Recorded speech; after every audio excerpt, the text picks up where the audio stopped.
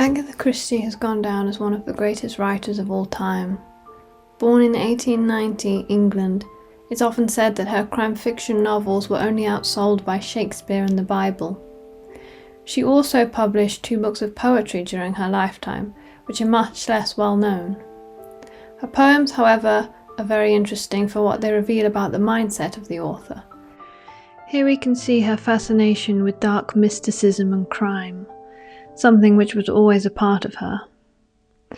Born Agatha Mary Clarissa Miller to Frederick and Clara Miller, she describes her childhood in her semi-autobiographical novel Unfinished Portrait, stating that it was too happy and didn't prepare her for the world. However, in this novel we see her early propensity for obsessing on the dark possibilities lurking behind the happiness of her everyday existence. The fear that her father and mother would go to hell for playing croquet on a Sunday unreasonably tormented her. The fear of being murdered by strangers, her recurring nightmare of the gunman who would often take the form of family members. It's evident that at a very early age she had a sensitive and dark imagination. Perhaps what triggered such mistrust of the happiness she enjoyed was that even at this young age she knew tragedy was just around the corner.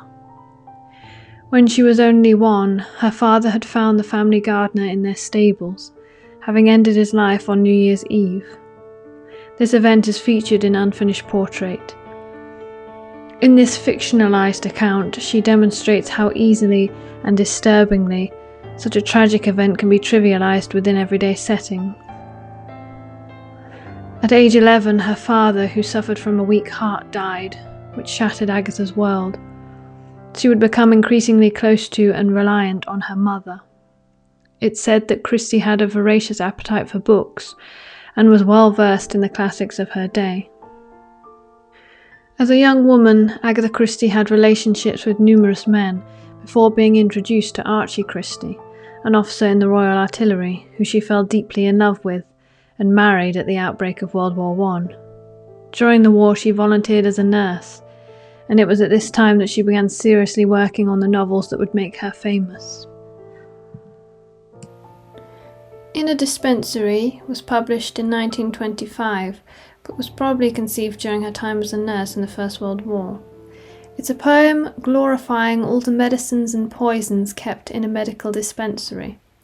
Christie talks about the romance that can be found there, all the history within the names on the bottles and the possibilities. As expected of a crime writer, her focus is more on the destructive nature of these concoctions rather than their healing properties. She seems to include death among the wondrous powers of contemporary drugs. This perhaps shouldn't be surprising to us considering her experiences as a nurse during the Great War, where she no doubt encountered injured soldiers to whom death would be considered a mercy. In another poem titled Dark Sheila, published in 1919, a woman scorned by her lovers goes out onto the moors alone, as the man that betrayed her pleads to her, and presumably she loses her life there, for it is said that she ends up with the shadow lad on the moors after answering his call, and that they will never find her.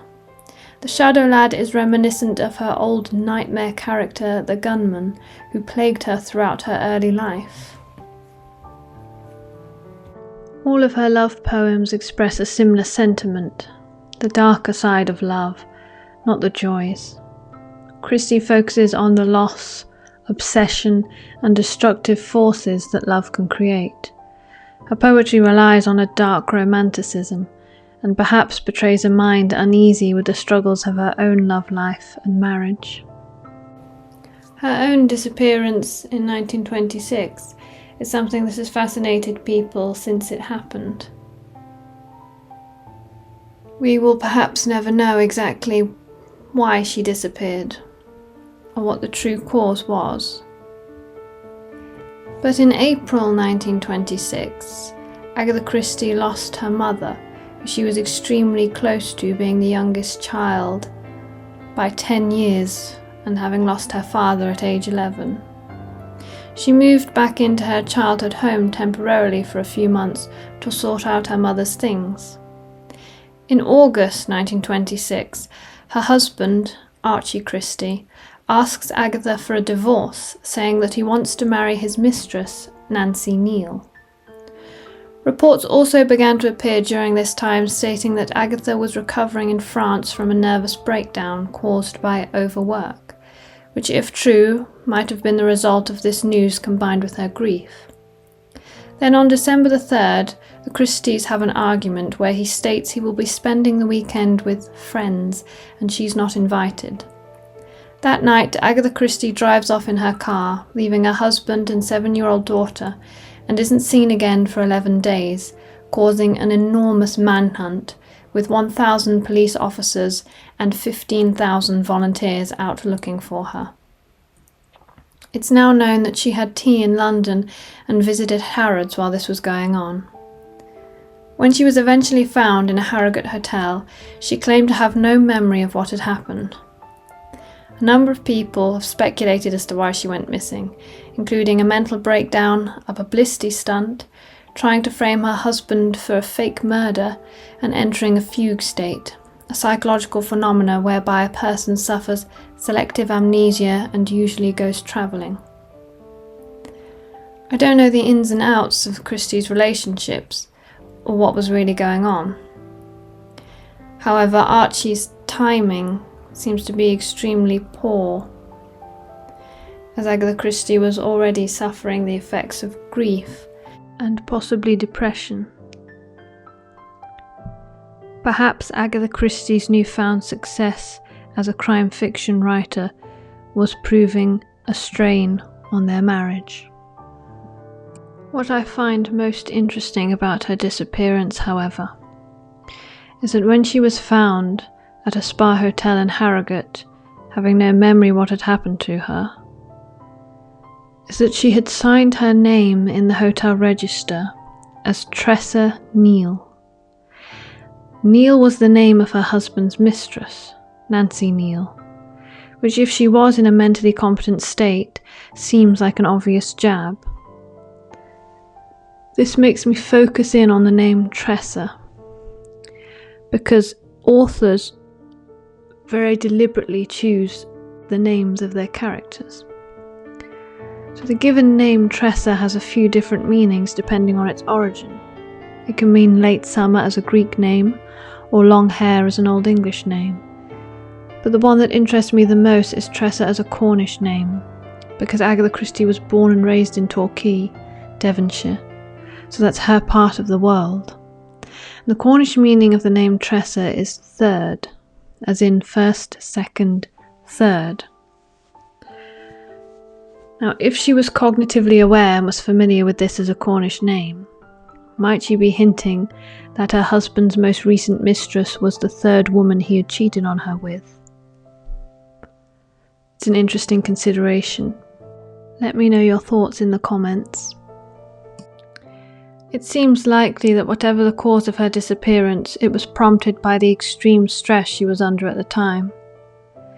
In her novel Unfinished Portrait, she recounts through a thinly veiled fictional character that during this time she had serious thoughts of self-destruction and considered that she had been foolish, choosing the wrong partner. She says, "What happened to me isn't really out of the ordinary. It's the stupid, commonplace thing that happens to lots of women. I wasn't particularly unfortunate.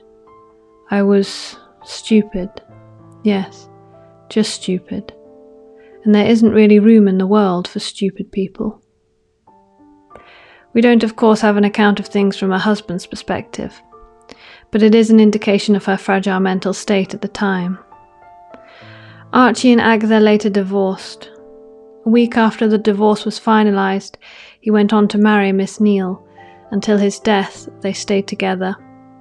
And Agatha later married Max Mallowan, an archaeologist who cultivated her interest in the subject and aided her later writing. They remained together until her death in 1976. At the time of her death, she was one of the most successful novelists of all time, selling an estimated 300 million books. and she remains to this day as one of the most talented and beloved authors in English literature.